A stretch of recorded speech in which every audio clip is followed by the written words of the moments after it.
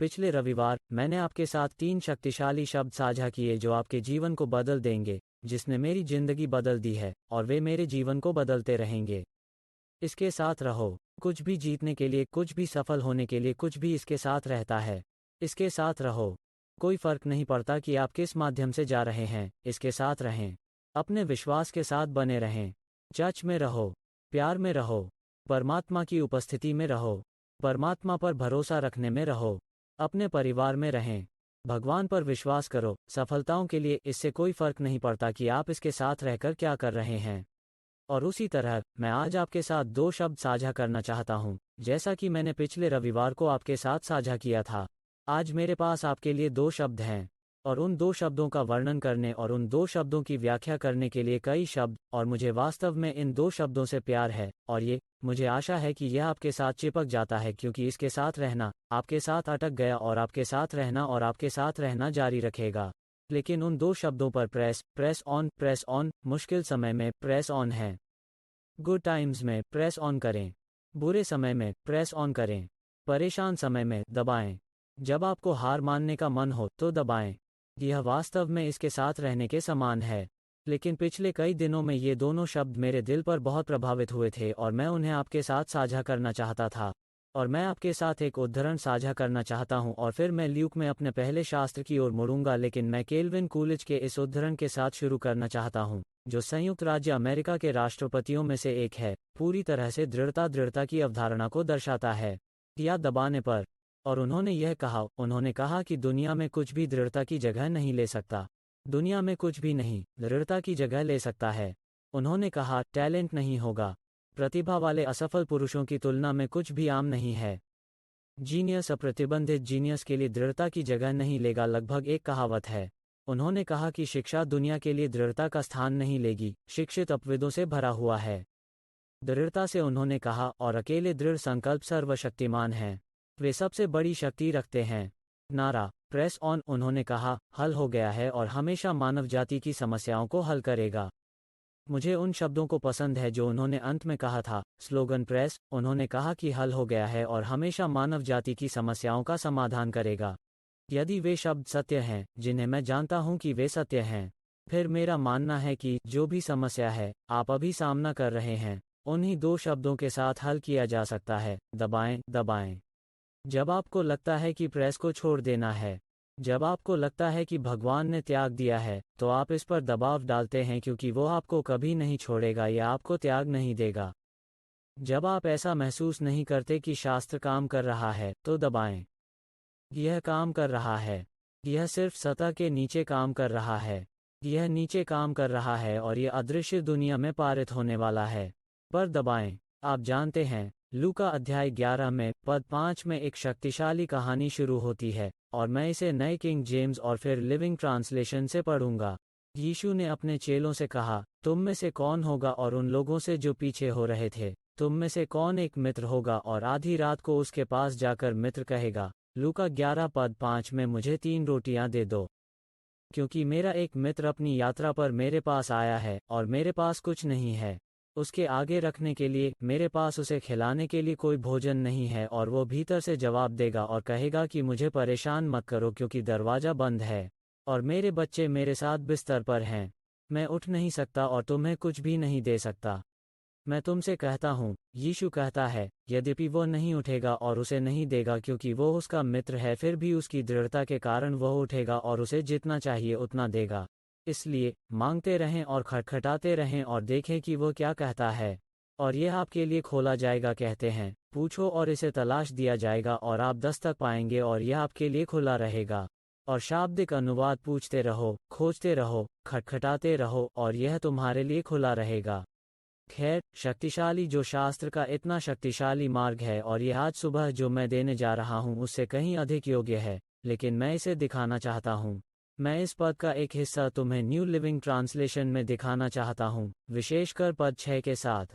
देखो कि वो यहाँ न्यू लिविंग ट्रांसलेशन में क्या कहता है। मेरा एक दोस्त अभी एक यात्रा के लिए आया है और मेरे पास कविता साथ खाने के लिए उसके पास कुछ भी नहीं है, और मान लीजिए आप में से एक को लगता है कि वो अपने बेडरूम से बाहर बुलाता है, मुझे परेशान मत करो, रात के लिए दरवाज़ा बंद है, मेरा परिवार और मैं बिस्तर पर हैं, मैं आपकी मदद नहीं कर सकता।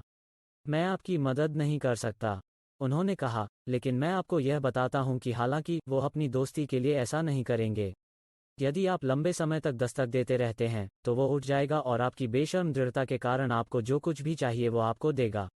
खैर, आपकी बेशर्म दृढ़ता के कारण एक शक्तिशाली वाक्यांश क्या है, और यह किसी भी स्थिति पर लागू होता है। लेकिन वो यहाँ कह रहा है कि भले ही यह आदमी उसका दोस्त है, लेकिन वह रात के मध्य में नहीं उठ रहा है।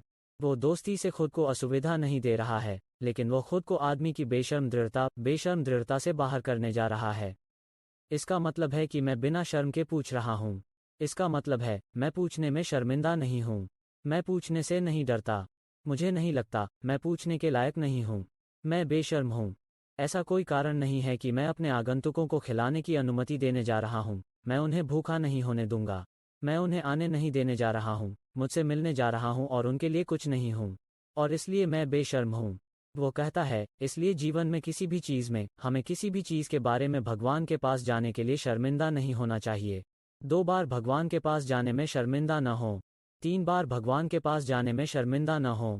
4 बार भगवान के पास जाने में शर्मिंदा न हो। कहते हैं पर प्रेस, अच्छी तरह से मैं कुछ भी नहीं सुनता। पर दबाएं। खैर, वो प्रेस पर प्रतिक्रिया नहीं दे रहा है। आप देखिए, परमेश्वर हमें उस चीज़ की अंतर्दृष्टि देने की कोशिश कर रहा है जो परमेश्वर के राज्य और जीवन और ब्रह्मांड के रहस्यों को उजागर करती है। उसने कहा, मैं तुमसे कहता हूँ, पूछते रहो और तुम जो मांगते हो वह तुम्हें मिलेगा। मांगते रहो और तुम खटखटाते रहोगे और दरवाजा तुम्हारे लिए खुला रहेगा। जो कोई पूछता है वो हर किसी को प्राप्त करता है, जो खोजता है और जो कोई दरवाजा खटखटाता है वो खुला रहेगा। इस तरह जीवन लोगों को काम करता है। इस तरह आपको डेट मिलती है। यदि आप स्वीकार करने की कोशिश कर रहे हैं तो यह एक विश्वविद्यालय में मिलता है। इस तरह आप एक नौकरी प्राप्त करते हैं और व्यवसाय में आते हैं और ग्राहकों के साथ सफल होते हैं कि आपके जीवन में एक बेशर्म दृढ़ता है, आपके जीवन में एक दबाव है, और हालांकि दृढ़ता और सुसंगत है, वे समान लगते हैं और वे सभी समान चीज़ों का मतलब है। लेकिन हमें वास्तव में समझने की ज़रूरत है। यह सब कठिन होने पर दबाव डालने के बारे में नहीं है। यह सब आगे बढ़ने के बारे में है, तब भी जब आपको पीछे की ओर बढ़ने का मन करता है, या आपको आगे बढ़ने का मन नहीं करता है। बिल्कुल, क्योंकि इस तरह से जीवन जीता जाता है। हम परीक्षण से भरे जीवन में जीते हैं।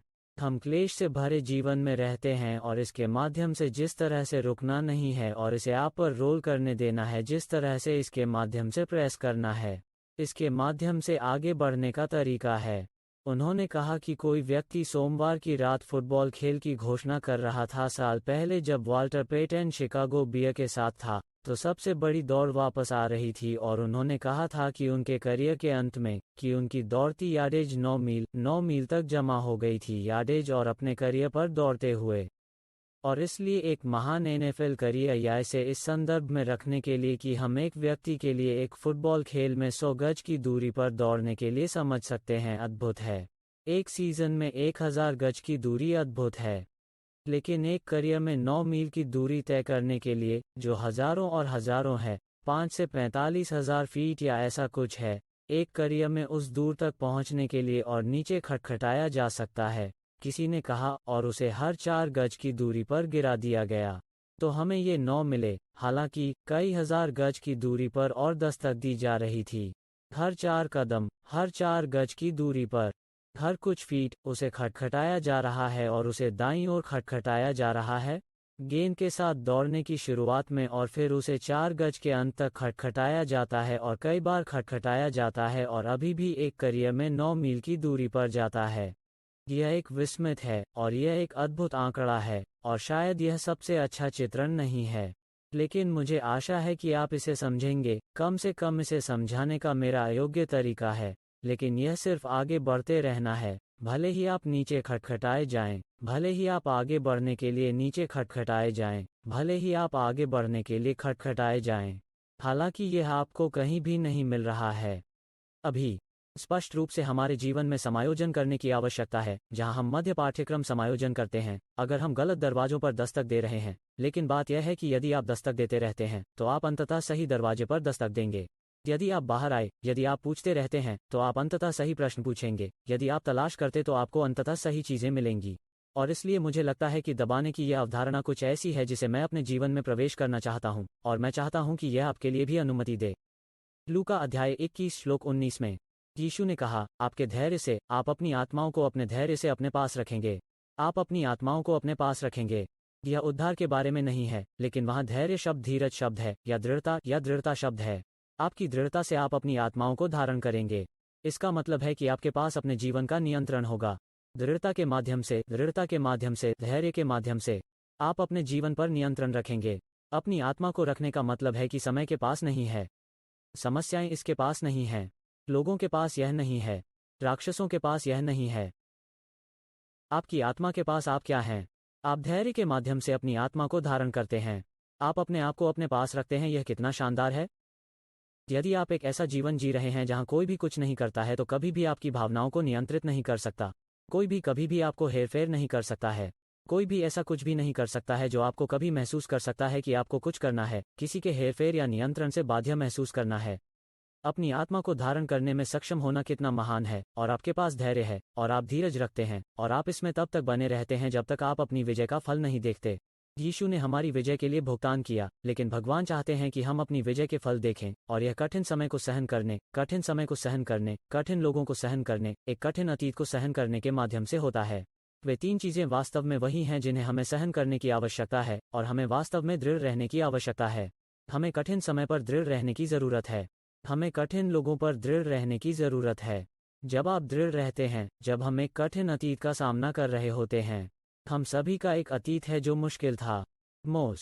हम में से कई लोगों के पास एक मुश्किल पास है। हम में से कई लोगों को हमारे अतीत में कुछ दर्द होता है, और हमें दूसरी तरफ जाने के लिए उस दर्द से सहना पड़ता है। हमें कठिन लोगों को सहना होगा और सीखना होगा कि हमारी आत्माओं को कैसे रखना है, और कठिन लोगों से निपटने के लिए धैर्य और दृढ़ रहना है, चाहे वो आपके परिवार में हो, आपकी नौकरी, आपके व्यवसाय में हो।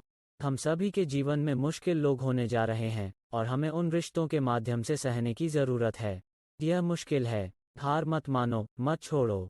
सिर्फ लोगों का निपटान न करें क्योंकि वे कठिन हैं, लोगों का निपटान न करें क्योंकि वे चुनौतीपूर्ण हैं। इसका मतलब यह नहीं है कि आपको अपने जीवन में सभी को रखना होगा। हमें बुद्धिमान होना चाहिए कि हम खुद को किसके साथ घेरते हैं। संघ की शक्ति इतनी महत्वपूर्ण है कि हम सही लोगों के साथ जुड़ते हैं, लेकिन हम क्विटर नहीं हो सकते क्योंकि कोई मुश्किल है। क्विटर नहीं हो सकते क्योंकि जीवन कठिन है। हम क्विटर नहीं हो सकते क्योंकि हमारा अतीत मुश्किल था। हम क्विटर नहीं हो सकते क्योंकि हमारा दर्द मुश्किल है। मुझे लगता है, यदि आप पिछले कुछ वर्षों को देखते हैं, तो हम सभी परीक्षण और कठिन समय से गुजरे हैं, और अनुमान लगाते हैं कि क्या हम में से प्रत्येक के पास एक विकल्प है। या तो मैं उस समय को जाने दे रहा हूं जब मैं रह रहा हूं, मेरी आत्मा, या मैं अपनी आत्मा को धारण करने जा रहा हूं। मैं अपने जीवन में परीक्षणों को जाने देने जा रहा हूं, अपनी आत्मा को अपने पास रखता हूं और इसे नियंत्रित करता हूं, या मैं अपनी आत्मा को धारण करने जा रहा हूं और इसे नियंत्रित कर रहा हूं।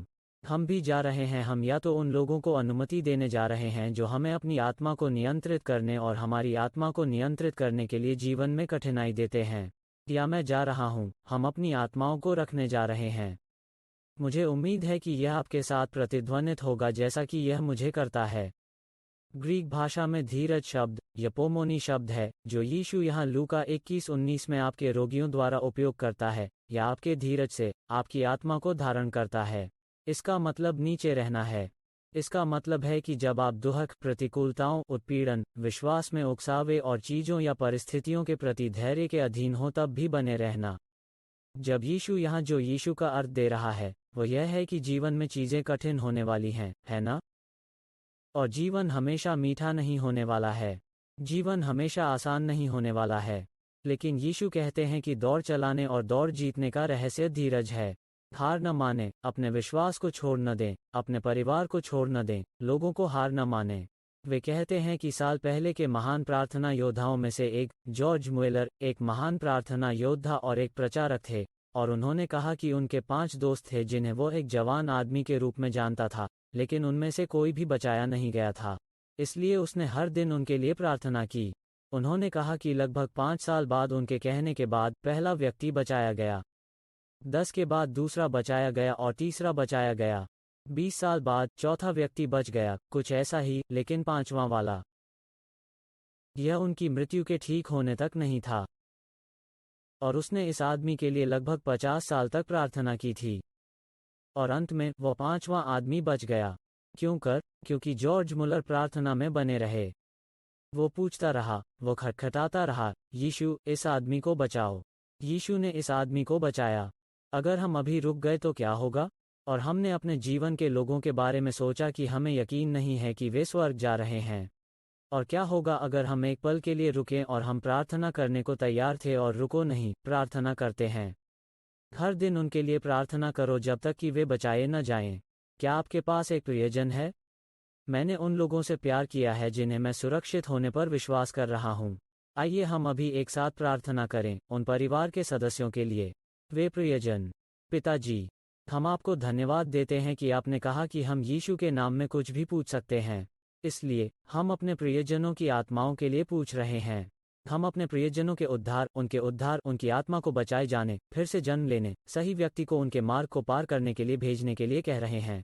भगवान, अगर हम सही व्यक्ति नहीं हैं तो किसी और को भेजें। अगर हम सही व्यक्ति हैं तो हमें भेजें। उस दरवाजे को खोलें जिसे कोई भी आदमी हमारे भाइयों, हमारी बहनों, हमारे पिता, हमारी माँ, हमारे बेटे और बेटियों, हमारी चाची के दिलों में बंद नहीं कर सकता है। हमारे चाचा, हमारी भतीजी, हमारे भतीजे, हमारे दोस्त, हमारे कार्यकर्ता, हमारा व्यवसाय, लोग काम पर मालिक होते हैं। यह जो भी है, हम विश्वास कर रहे हैं कि हम प्रार्थना करना बंद नहीं करेंगे। लॉर्ड, जब तक वे बचाए नहीं जाते, हम तब तक दस्तक देना बंद नहीं करेंगे जब तक कि उनके उद्धार का द्वार खुला न हो। हम तब तक पूछना बंद नहीं करने जा रहे हैं जब तक कि वे फिर से पैदा न हो। हम तब तक खोजना बंद नहीं करने जा रहे हैं जब तक कि वे यीशु के नाम में भगवान के परिवार का हिस्सा नहीं हैं। अरे, यह जॉर्ज मुलर के लिए काम करता है, यह आपके लिए काम कर सकता है। अगर यह काम करता है तो ठीक है। इतने सारे लोगों, मार्टिन लूथर किंग ने यह कहा। उसने कहा कि अगर तुम उड़ नहीं सकते तो दौड़ो। यदि आप दौड़ नहीं सकते हैं तो चलें। यदि आप नहीं चल सकते, मार्टिन लूथर किंग जूनियर कहा, फिर क्रॉल करें। यदि आप क्रॉल नहीं कर सकते हैं तो आपको जो भी करना है, आगे बढ़ने के लिए कुछ करें। आप इस पूरी अवधारणा को लगातार न छोड़ने पर दबाव डालने की इस पूरी अवधारणा को देखते हैं। यह आपके जीवन को बदल देगा। यह दुनिया को बदल देगा। और वहाँ हमारे पास कहानी के बाद की कहानी है कि यह हमारे जीवन को कैसे बदलता है, और इतिहास में कहानी के बाद कहानी है कि यह दुनिया को कैसे बदलता है। विंस्टन चर्चिल ने कहा कि अगर आप नरक से गुजर रहे हैं तो बस चलते रहो। अगर आप नरक से गुजर रहे हैं तो बस चलते रहो। मुझे उस उद्धरण से प्यार है क्योंकि इसने मुझे भजन 23 श्लोक 4 की याद दिला दी थी, जहां दाऊद कहता है कि हाँ, हालांकि मैं मृत्यु की छाया की घाटी से गुजरता हूँ, मुझे कोई बुराई नहीं है क्योंकि आप मेरे साथ हैं। अब मैं प्यार करता हूँ कि वो वहाँ क्या कहता है कि परमेश्वर हमारे साथ है, और यह सब इसके लायक है। लेकिन कुछ बहुत शक्तिशाली है कि वो कैसे वर्णन करता है कि वो मौत की छाया की घाटी से कैसे गुजरता है। वो इसके माध्यम से नंबर 1 प्राप्त करता है, निश्चित रूप से क्योंकि भगवान उसके साथ है। लेकिन दूसरा कारण है कि वो मृत्यु की छाया की घाटी से होकर गुजरता है, वो चलता रहता है। वो यह नहीं कहता कि जब मैं मौत की छाया की घाटी में चलता हूँ, मैं बैठ गया और मैं मौत को देखने के लिए रुक गया। वो कहता है, भले ही मैं चलता हूँ, मैं चलता हूँ, मैं चलता हूँ, मैं चलता हूँ, मैं अभी से चलता हूँ। वहाँ कुछ ऐसा है जिससे तुम गुजर रहे हो, और परमेश्वर चाहता है कि तुम इसके माध्यम से चलो, उसके माध्यम से चलो, इसके माध्यम से चलो। इससे न चलें, इसे अनदेखा न करें। दिखावा मत करो कि यह वहाँ नहीं है। बस चलते रहो। बस इसके माध्यम से चलते रहो। घाटी के माध्यम से चलो। घाटी के माध्यम से एकमात्र रास्ता है पैदल चलने से, एकमात्र साधन जिसके द्वारा आप अपने पैरों से गुजरने जा रहे हैं। चलते रहो। आपको आगे बढ़ते रहना होगा। आपको मौत की छाया की घाटी में चलते रहना है। वहाँ तुम वहाँ नहीं बैठते हो। तुम वहाँ शिविर नहीं लगाते हो। आप वहाँ एक घर नहीं बनाते हैं। आपको वहाँ एक अपार्टमेंट नहीं मिलता है। आप वहाँ एक तंबू नहीं बनाते हैं। आप वहाँ एक चट्टान पर नहीं लेटते हैं। आप चलते रहते हैं। और जब आप इसके माध्यम से चलते हैं तो आप इसके माध्यम से प्राप्त करेंगे। आप दूसरी तरफ पहुँचेंगे क्योंकि आप चलना बंद नहीं करते हैं। और मैं इतने सारे लोगों के जीवन में यही देखता हूँ, चाहे वो उनके परिवार में हो, वे अपने वित्त को छोड़ देते हैं। वे अपने विश्वास को छोड़ देते हैं। वे लड़के को छोड़ देते हैं। ये 3 चीज़ें हैं। कभी हार मत मानो। कभी भी अपने विश्वास को मत छोड़ो। अपने परिवार को कभी हार न माने। अपने वित्त को कभी हार न माने। आपको जो भी करना है, विश्वास करते रहो। आपको जो भी करना है, अपने परिवार को एक साथ रखें। और देखो, यदि आप पहले से ही टूट चुके हैं और परिवार अलग हो गए हैं, तो भगवान पर विश्वास करें कि उन्हें एक साथ वापस लाएं। कारण के भीतर।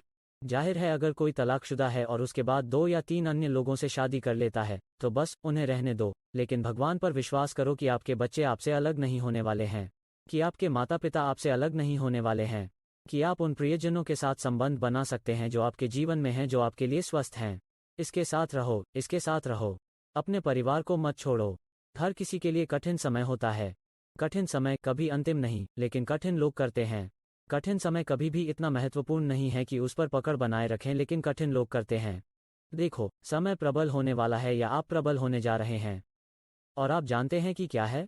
जब तक मैं आपके जीवन में हूं, मैं आपको प्रबल होने के लिए प्रोत्साहित करने जा रहा हूं। ऊपर न जाने दें, कठिन समय न दें। आपको कोने में भेजें। कठिन समय को हतोत्साहित न होने दें और आपकी निंदा करें और झूठे संदेश भेजने का प्रयास करें। जैसे, मुझे इन कठिन समयों से गुजरना होगा, क्योंकि यह परमेश्वर की इच्छा होनी चाहिए। नहीं, यह परमेश्वर की इच्छा है कि आप कठिन हो जाएं, क्योंकि कठिन समय कभी अंतिम नहीं बल्कि कठिन लोग करते हैं। लड़का, किसी ने वास्तव में कुछ शक्तिशाली कहा और उन्होंने कहा कि दृढ़ता सभी विजय का रहस्य है। विक्टर ह्यूगो ने कहा कि तथ्य की बात के रूप में दृढ़ता सभी विजय जीत का रहस्य है। विजयी होना। वास्तव में वे कहते हैं कि ट्रायम्फ सिर्फ कोशिश करने के लिए शक्ति है। ट्रायम्फ सिर्फ कुछ शक्ति है जिसे आजमाने के लिए जोड़ा गया है। ज्यादातर लोग या तो कोशिश नहीं कर रहे हैं, या वे अपनी कोशिश में कुछ शक्ति नहीं जोड़ रहे हैं। उनकी कोशिश में कुछ शक्ति जोड़ने के लिए कौन तैयार है? ट्रायम्फ। जिस तरह से आप विजयी हो जाते हैं, आप कोशिश में कुछ शक्ति डालते हैं। और हम मोक्ष के बारे में बात नहीं कर रहे हैं। आपका उद्धार अनुग्रह से है, विश्वास के माध्यम से है, लेकिन आपका जीवन इस पृथ्वी पर विजय का जीवन, सफलता का जीवन, प्रचलित जीवन, खुशी का जीवन, शांति का जीवन। आपको कठिन समय से लड़ना होगा। आपको कठिन समय के माध्यम से विश्वास करना होगा। आपको कठिन लोगों के माध्यम से प्यार करना होगा। आपको उन्हें वैसे भी प्यार करना होगा। आपको वैसे भी सहना होगा। आपको वैसे भी विश्वास करना होगा। वैसे भी भगवान पर भरोसा रखो। जैसे मैंने कहा, कठिन समय कभी आखिरी नहीं, लेकिन कठिन लोग करते हैं। उसकी बेशर्म दृढ़ता के कारण, जब आप उन चीज़ों की बात करते हैं जिनके लिए आप भगवान पर विश्वास कर रहे हैं, क्या आप बेशर्म दृढ़ता को बढ़ा रहे हैं, या आप शर्मिंदा हैं और सोचते हैं ठीक है, मैंने एक बार पूछा और इसलिए स्वर्ग ने जवाब नहीं दिया, इसलिए मुझे पूछने में शर्म आएगी, मुझे फिर से पूछने में शर्मिंदगी होगी। यीशु ही है जिसने हमें पूछते रहने के लिए कहा है। यीशु ही है जिसने हमें खोजते रहने के लिए कहा था।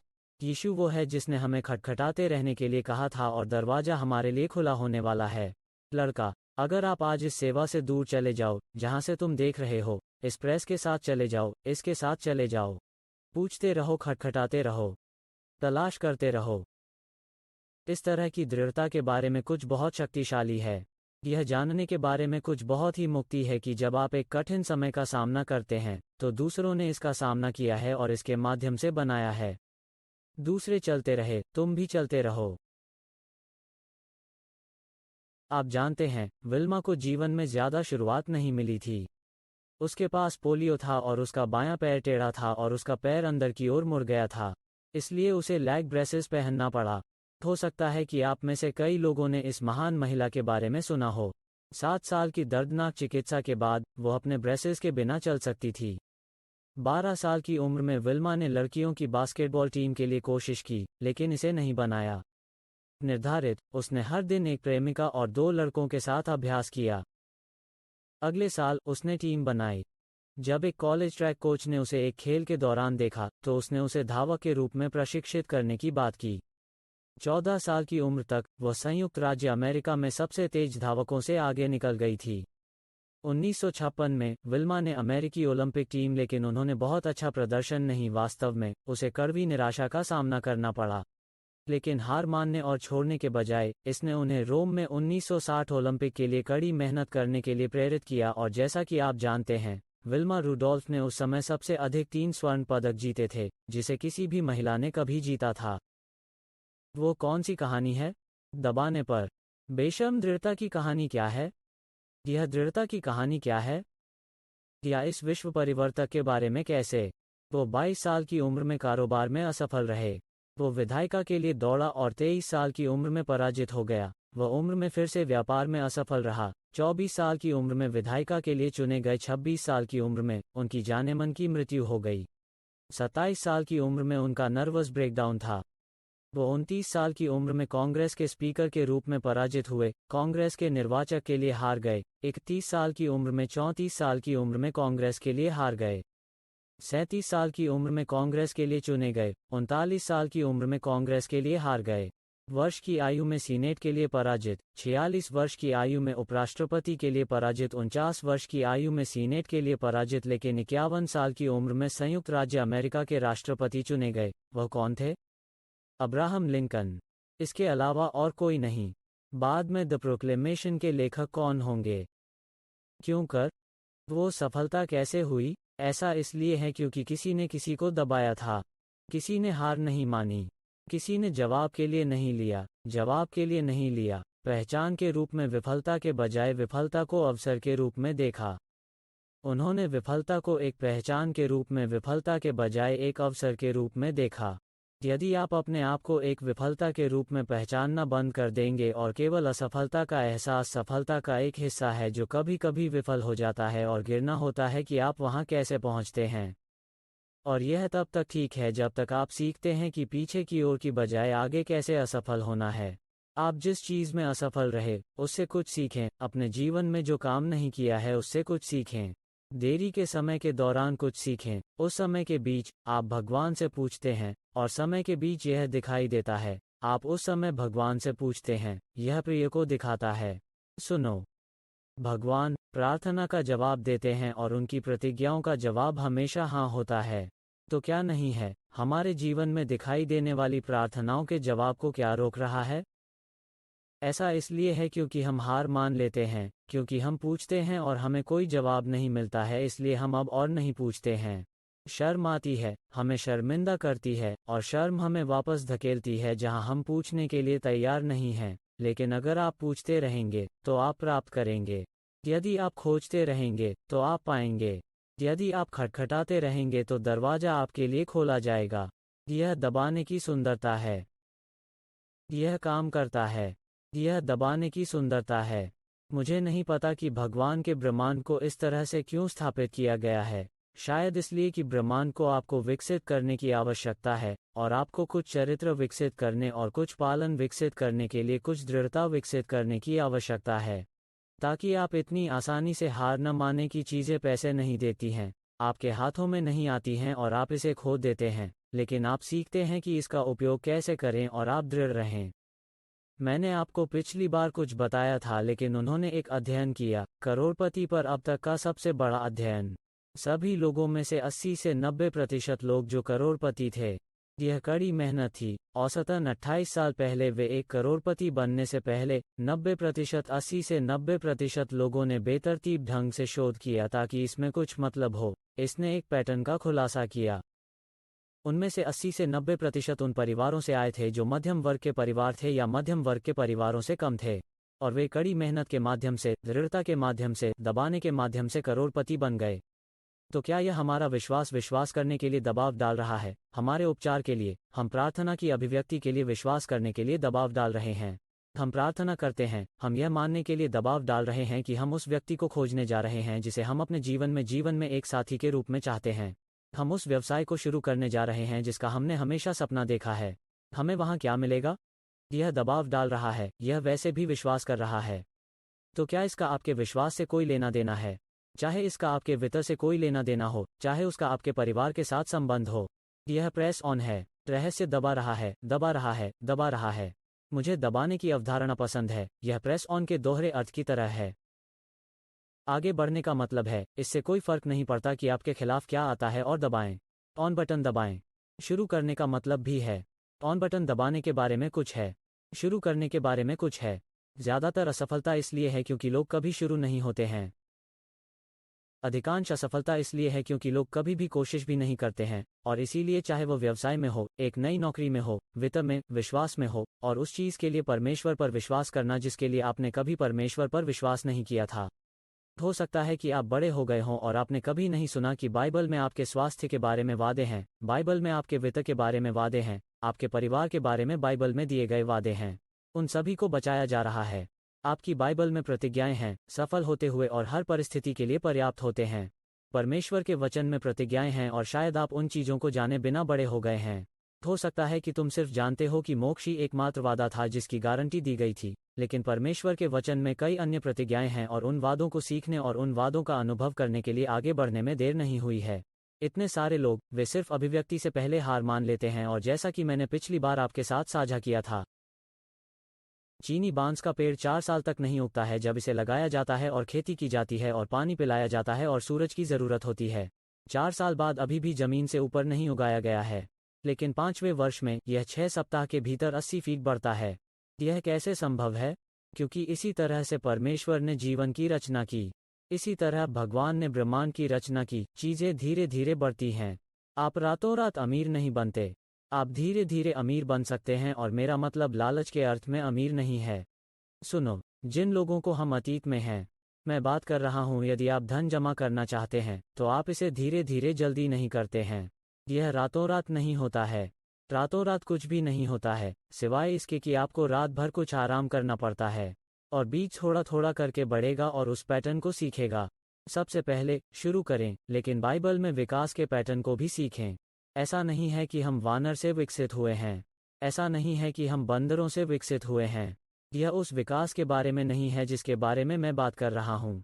मैं फिलिप्पियों के अध्याय 3 में इस विकास के बारे में बात कर रहा हूँ। कविता अच्छी तरह से शुरू करने के लिए आइए हम पद 13 को देखें। वो कहता है, भले ही उसने भाइयों से कहा हो, फिर भी मैं अपने आप को अभी तक इसे पकड़कर नहीं मानूंगा।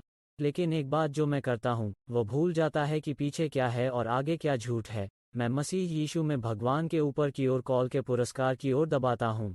ध्यान दीजिए कि भगवान की पुकार हमेशा ऊपर की ओर जा रही है। नोटिस यहाँ पुरस्कार हैं। नोटिस अपवर्ड कॉल के पुरस्कार के लिए लक्ष्य है। मैं अपवर्ड कॉल में स्नातक होना चाहता हूँ। मैं डाउनवर्ड कॉल में नहीं जाना चाहता। मुझे अपवर्ड कॉल चाहिए। तुम्हारे बारे में कैसा है? मैं चाहता हूँ कि यह कॉल आगे बढ़ रहा हो, लेकिन वो नोटिस करता है, वो कहता है, वहाँ 3 चीज़ें हैं। वो कहता है, पहले भूल गया, मैं भूल जाता हूँ कि पीछे क्या है, इसलिए भूल रहा है। और फिर वो कहता है, आप तक पहुँचने के लिए कुछ भूल गए और आपको कुछ चीज़ों तक पहुँचने के लिए मिला। और जब आप कुछ चीज़ों के लिए पहुँचते हैं और वे पहुँच से बाहर हो जाते हैं, तो जवाब क्या होता है? फिर यह समय दबा रहा है। मैं दबाता हूँ, इसलिए मैं भूल रहा हूँ कि मैं पहुँच रहा हूँ, और मैं दबा रहा हूँ। और दबाने वाला हिस्सा वो जगह है जहाँ ज़्यादातर लोग हार मान लेते हैं। कुछ लोग भूलने में बहुत अच्छा कर सकते हैं और अन्य लोग भूलने में अच्छा करते हैं, और वे आगे झूठ बोलने के लिए पहुंचना शुरू कर देते हैं। लेकिन जैसे जैसे वे पहुंच रहे हैं, और वे हतोत्साहित होते हैं जैसे वे पहुंच रहे हैं, और उन्होंने राक्षसों का सामना किया क्योंकि वे पहुंच रहे हैं, और वे अवसाद का सामना कर रहे हैं क्योंकि वे पहुंच रहे हैं, और वे संकट का सामना कर रहे हैं जैसे वे पहुंच रहे हैं, और वे निराशा का सामना करते हैं क्योंकि वे पहुंच रहे हैं, और वे बाधाओं का सामना करते हैं। वे दबाना बंद कर देते हैं। दाऊद ने कहा कि मैं भजन 27 पद 13 में निराश होता। मैं तब तक निराश होता जब तक कि मुझे विश्वास नहीं होता कि मैं जीवितों की भूमि में प्रभु की भलाई को देखूंगा। यह विश्वास करते हुए कि आप देखेंगे प्रभु की अच्छाई, वो है जो आपको निराश होने पर भी दबाव डालने का कारण बनती है, मुश्किल होने पर भी प्रेस करने के लिए, जब यह एक चुनौती है तब भी दबाएं। तो इन 3 चरणों को भूल जाने पर ध्यान दें। फिर पहुंचने के लिए स्नातक, फिर दबाने के लिए स्नातक। प्रेसिंग हमेशा वही होता है जो आपको उस पुरस्कार को फिनिश लाइन तक ले जाने वाला होता है। आपको प्रेस करना सीखना होगा। आपके लिए खुद को छोड़ने के कई कारण होने जा रहे हैं। आपके परिवार से बाहर निकलने के कई कारण होने जा रहे हैं। पर दबाएं। आपके चर्च में छोड़ने के बहुत सारे कारण होने जा रहे हैं। पर दबाएं। खैर, अब चर्च में मत जाओ। ऑनलाइन उपस्थित न हो, व्यक्तिगत रूप से उपस्थित न हो। आप जानते हैं, अब आपको इसकी आवश्यकता नहीं है। हमने इसे अभी तक बनाया है। मैंने इसे केवल चर्च के कारण बनाया था। मैंने इसे केवल परमेश्वर के लोगों के कारण बनाया था, केवल परमेश्वर की प्रतिज्ञाओं के कारण ही इसे बनाया था।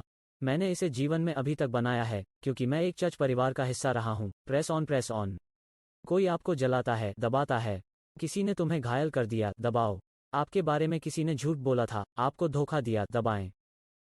इसके ऊपर बैठने और रोने का कोई फायदा नहीं है। आप 1 मिनट के लिए इस पर रो सकते हैं, लेकिन फिर उठो और दबाओ। प्रभु में खुद को प्रोत्साहित करें। डेविड की आलोचना उनके उन सभी सैनिकों द्वारा की जा रही थी जिन्हें उन्होंने प्रशिक्षित किया था। और बाइबल कहती है कि दाऊद ने उन्हें युद्ध में ले जाने के निर्णय के कारण उनके जीवन में क्या हुआ था, यह देखने के बाद वे सभी उसे पत्थरवाह करना चाहते थे। और उनके घरों को ले जाया गया, जला दिया गया और उनके परिवारों का अपहरण कर लिया गया और डेविड जा रहा था। आप जानते हैं, वह निराशा और संकट से अभिभूत था। उसने कहा, वह बहुत व्यथित था क्योंकि लोगों ने पहले शमूएल 30:6 में उसे पत्थरवाह करने की बात कही थी, क्योंकि सभी लोग अपने बेटों और बेटियों के कारण शर्मिंदा थे, परंतु दाऊद ने अपने आप को प्रोत्साहित किया। ओह, अगर आप इस शब्द को देख सकते हैं कि यह क्या है, तो मेरा मानना है कि यह किंग जेम्स में है, जहां वह कहता है कि उसने खुद को प्रोत्साहित किया, डेविड ने खुद को प्रोत्साहित किया। एक अनुवाद कहता है कि उसने खुद को मजबूत किया, लेकिन यहाँ वो खुद को प्रोत्साहित कर रहा है। दूसरे शब्दों में, कभी कभी सही लोग आपको प्रोत्साहित करने के लिए वहां नहीं जा रहे हैं, और आपको खुद को प्रोत्साहित करना होगा। आपको खुद को बताना होगा, यह ठीक होने वाला है। आपको खुद से कहना है कि भगवान आपकी तरफ है। आपको खुद को बताना होगा कि आप इसे बनाने जा रहे हैं। आपको खुद को बताना होगा कि इसके लिए आगे बढ़ने लायक है। आपको कई बार खुद को प्रोत्साहित करना होता है, कई बार खुद को मजबूत करना होता है, और आपको बस खुद को प्रोत्साहन के साथ घेरना पड़ता है, भले ही आपको इसे स्वयं करना पड़े। शुक्र है, हमारे पास एक चर्च परिवार है जिसे हम प्रोत्साहित कर सकते हैं और प्रोत्साहित किया जा सकता है, लेकिन हमारी समस्या का उत्तर प्रेस पर है। जवाब दृढ़ता में है। जवाब हार न मानने में निहित है। जवाब भूलने, पहुंचने, दबाने की प्रक्रिया को समझने में निहित है। पहले ब्लेड, मार्क 4:27, पहले ब्लेड, फिर सिर में परिपक्व अनाज। उसने कहा, मैं तुम बच्चों को लिखता हूँ, मैं तुम्हें युवक को लिखता हूँ, मैं तुम्हें पिता को लिखता हूँ। तो आप देखते हैं कि प्रगति है। यह एक उभरती हुई प्रगति है कि हमें प्रेस करना होगा, हमें इसके लिए दृढ़ रहना होगा। हम परिणाम देखने जा रहे हैं, हम हार्वेस्ट देखने जा रहे हैं, हम सफलता देखने जा रहे हैं, लेकिन हम हार नहीं मान सकते। हमें इसमें रहना है, हमें इसके साथ रहना होगा, हमें प्रेस करना होगा। Press on. और एहसास कीजिए कि भगवान जल्दबाजी में नहीं है, तो आप जल्दी में नहीं हैं। बस आगे बढ़ते रहो। क्यों कर? क्योंकि नियत समय है ना? और आप एक बैठक के लिए निर्धारित हैं, और इक्लेसियास्टीज चैप्टर 3:11 का कहना है कि वो सभी चीज़ों को सुंदर बनाता है, अपने समय में सब कुछ सुंदर बनाता है। कारण मौसम गलेशियंस चैप्टर 6 कहते हैं, हम उसके बारे में पिछले सप्ताह बात की थी, नियत समय आप और कारण। एक अपॉइंटमेंट लें, और यदि आप बस दबाएंगे और यदि आप बस चलते रहेंगे, तो आप नियत में भाग लेंगे। और जब मैं कहता हूँ, मेरा मतलब है कि आप नियत समय पर चलने वाले हैं। यह बात अपने समय में सुंदर होने वाली है। मेरे साथ विश्वास करो। और हम प्रार्थना करते हैं। पिताजी, मेरी आवाज़ की आवाज़ के भीतर हर व्यक्ति के लिए धन्यवाद। उन्हें साहस, प्रोत्साहन, दृढ़ रहने की आशा दें। उसे देखने दो। यह इंतजार करने लायक है, इसके लिए दबाने लायक है, यह दबाने लायक है। यह आपके सभी वादों के लिए दृढ़ता के लायक है, हाँ और आमीन।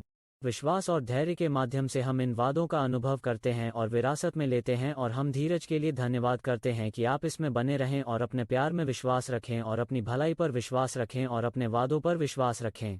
कोई फर्क नहीं पड़ता कि यह यीशु के नाम में कैसा दिखता है। और इसके साथ ही मैं किसी भी ऐसे व्यक्ति के लिए प्रार्थना करना चाहता हूं जो यीशु मसीह को उद्धारकर्ता के रूप में प्राप्त करना चाहता है, और प्रभु मेरे बाद इस प्रार्थना को जोर से प्रार्थना करें। स्वर्गीय पिता, यह बात है। बस उस स्वर्गीय पिता को कहो, मैं यीशु मसीह को अपने जीवन में आमंत्रित करता हूं जो मेरा उद्धारकर्ता। मैं अपने उद्धारकर्ता के रूप में यीशु मसीह को अपने जीवन में आमंत्रित करता हूं। मेरा मानना है कि जोर से कहना है, मेरा मानना है कि यीशु मेरे पापों के लिए मरे और मरे हुओं में से जी उठे। इस क्षण से आगे मैं परमेश्वर की संतान हूं। आमीन। अगर आपने उस प्रार्थना की है तो मुझसे संपर्क करें, मुझे ईमेल लिखें, मुझे मेरे पास पहुंचें, हमें कुछ करने के लिए कॉल करें, लेकिन उस अपनी स्क्रीन पर एक नए जीवन की शक्ति प्राप्त करें। यह मेरा मुफ्त उपहार है जिसे आप इसे दुनिया में कहीं भी डाउनलोड कर सकते हैं, बिल्कुल मुफ्त। ये इस क्रिश्चियन जर्नी के अगले चरण हैं। अब मुझे आपको एक कविता पढ़नी चाहिए और मैं आपको घर के लिए हमारे दिल की ओर देने के लिए कहना चाहता हूँ, लेकिन विशेष रूप से हम आज अगली पीढ़ी पर ध्यान केंद्रित कर रहे हैं। और क्या आप भजन में इस शास्त्र को 114 कविता 12 में देखेंगे, और मैं इसे पैशन अनुवाद से आपको पढ़ना चाहता हूँ। और हमें परमेश्वर तक पहुँचा दो, हमें छुड़ाओ, तब हमारे घर खुश होंगे। हमारे बेटे मजबूत मजबूत पुरुषों और हमारी बेटियों के रूप में बड़े होंगे, जो सुंदर सौंदर्य रॉयली फैशन के साथ होंगे। जैसे एक महल के लिए हमारे खलिहान को ब्रिम में भर दिया जाएगा, हमारे हार्वेस्ट के फलों के साथ बह निकला। हमारे खेत भेड़ और मवेशियों से बहुत अधिक गिने जाएंगे, और हमारे पशुधन अपने युवा को ले जाने से नहीं चुकेंगे। हमारे दुश्मन हमारी भूमि पर आक्रमण नहीं करेंगे और हमारी दीवारों में कोई ब्रीच नहीं होंगे। इन आशीषों के गिरने पर हम किस आनंद का अनुभव करते हैं। जो लोग हमारे परमेश्वर से प्रेम करते हैं और उनकी सेवा करते हैं वे प्रसन्न होंगे। निश्चय ही मेरा हृदय आपकी स्तुति से परमेश्वर की स्तुति करता है। अब और हमेशा के लिए मेरा दिल आपके राजा और मेरे भगवान की आराधना करता है। और यदि आप देखते हैं कि यह सब आशीर्वाद क्या है और यह सारी भलाई टिकी हुई है, तो यह सब कविता 140 अध्याय 144 श्लोक 12 से शुरू होता है, जहां वह कहता है, भगवान हमें छुड़ाओ। तब हमारे घर खुश होंगे, हमें हार मानने से बचाइए, और हमारे घर खुश होंगे, हमें डर से बचाइए। और हमारे घर खुश रहेंगे, हमें क्रोध से छुड़ाएं और हमारे घर खुश रहेंगे। खुश रहो, हमें नकारात्मकता से बचाइए और हमारे घर खुश होंगे। हमें चिंता से छुड़ाएं और हमारे घर खुश होंगे। और जब हमारे घर खुश होंगे तो क्या होगा? भगवान आपको एक खुशहाल घर देना चाहते हैं। हमारे बेटे मजबूत मजबूत पुरुषों और हमारी बेटियों के रूप में एक महल के रूप में सुंदर सौंदर्यशाही फैशन के साथ बड़े होंगे। दूसरे शब्दों में, हमारे बेटे और बेटियां हमसे आगे जाने वाले हैं। अगली पीढ़ी हमसे आगे जाने वाली है। वे शाही बनने जा रहे हैं। वे इस ताकत और इस सुंदरता और इस कृपा और स्थिरता का अनुभव करने जा रहे हैं। और जब आपके पास एक खुशहाल घर होता है तो क्या होता है? और यही होता है जब आप अपने बच्चों को एक चर्च परिवार के साथ उठा रहे होते हैं। सिर्फ एक चर्च परिवार के साथ ही नहीं, उचित शिक्षा के साथ भगवान के लोगों का समुदाय, जहां हम माता पिता के रूप में यह सुनिश्चित कर रहे हैं कि हमारे बच्चे सही चीजें सीख रहे हैं। भले ही वे स्कूल में चीजें सीख रहे हों, हमें यह सुनिश्चित करना चाहिए कि वे परमेश्वर के वचन को सीख रहे हैं। हमें यह सुनिश्चित करना चाहिए कि वे दयालु होना सीख रहे हैं। हमें यह सुनिश्चित करना चाहिए कि वे सहानुभूति कैसे सीख रहे हैं। सुनिश्चित करें कि वे सीख रहे हैं कि कठिन कैसे बने और कठिन समय को सहन करें। आदमी, मैं आपको खुश करने के लिए प्रोत्साहित करना चाहता हूँ। घर उदारता देने से शुरू होता है, इसलिए मैं चाहता हूँ कि आप घर के लिए हमारे दिल को दे दें, क्योंकि भगवान के घर के लिए दिल आपके घर में परिणाम दिखाता है। और इसी तरह परमेश्वर चीज़ों को करता है। हम भगवान के घर की देखभाल करते हैं, वो हमारे घर की देखभाल करता है। आइए आज हम अगली पीढ़ी की ओर दें। आइए हम युवा लोगों तक पहुँचने की दिशा दें। आइए हम खुश घरों की ओर दें। खुश परिवार, जैसे ही आप रोते हैं, यह बीज खुशी के लिए बीज है। आपके घर में और आपके परिवार में खुशी के लिए बीज है। परमेश्वर आपके हृदय में जो कुछ भी डालता है, जो कुछ भी आपका हृदय आपको करने के लिए प्रेरित करता है, इसे दे दो अभी। आप स्क्रीन पर इसे करने के तरीके देख सकते हैं। भगवान हमें खुशहाल घर दें। भगवान हमें ऐसे बेटे और बेटियां दें जो शक्तिशाली, मजबूत हैं और शाही। और भगवान हमें अनुग्रह दें। अगली पीढ़ी तक पहुंचने के लिए अनुग्रह के लिए धन्यवाद। जितना हम यीशु के नाम में गए हैं उससे आगे जाने के लिए। आमीन। आपकी उदारता के लिए बहुत बहुत धन्यवाद। एक पल लेने के लिए धन्यवाद और अगली पीढ़ी में भविष्य की ओर दे और देखो कि भगवान आपके घर में क्या करेंगे, क्योंकि यह यीशु के नाम में एक खुश, धन्य, आनंदमय घर होने जा रहा है। तुम लोगों से प्यार करो। आपकी अगली सेवा देखने के लिए इंतजार नहीं कर सकता। भगवान भला करे।